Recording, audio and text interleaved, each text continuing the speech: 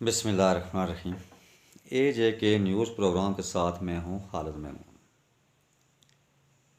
आज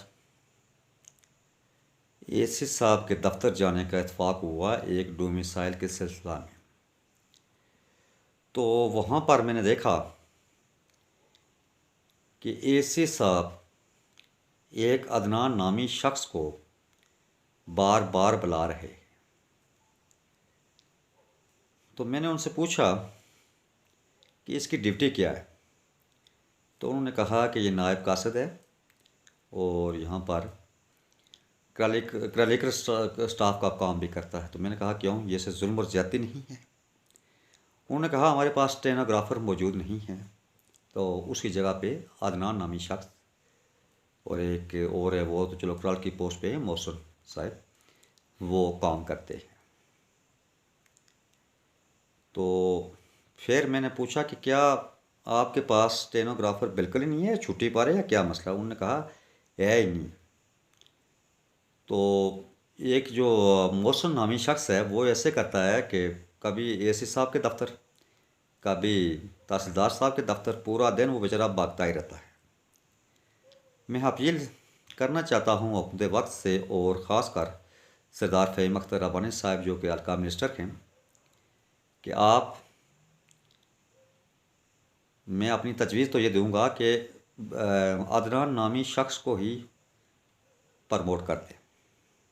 इससे साफ ज़ाहिर होता है कि वो एक काबिल आदमी है जो कि स्टेनोग्राफर का काम करता है। वहाँ पर रश पड़ी थी, तो मैंने थोड़ा सा तल्ख लहजे में भी एसी साहब से सवाल कर दिया। तो उन्होंने भी वाज़ह जवाब दे दिया कि हमारे पास कोई हाल नहीं है। तो आखिर क्यों, बेरोज़गार लोग बेशुमार यहाँ हमारे पास मौजूद हैं, तो इनको क्या भर्ती नहीं किया जा सकता? बहरहाल मैं गुजारिश करूँगा अपना वज़ीर हुकूमत सरदार फ़हीम अख्तर रब्बानी साहब से और वज़ीर आज़म आज़ाद कश्मीर से कि फ़ौरी तौर पर ये जो खाली असामियाँ हैं इनको पुर किया जाए और एक नायब कासिद के साथ ये जुल्म और सितम ना किया जाए।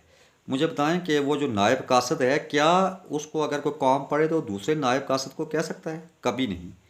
वो बेचारा खुद ही कभी एसी साहब के पास, कभी तहसीलदार साहब के पास, कभी किसी का काम किया, कभी किसी का काम किया। क्यों?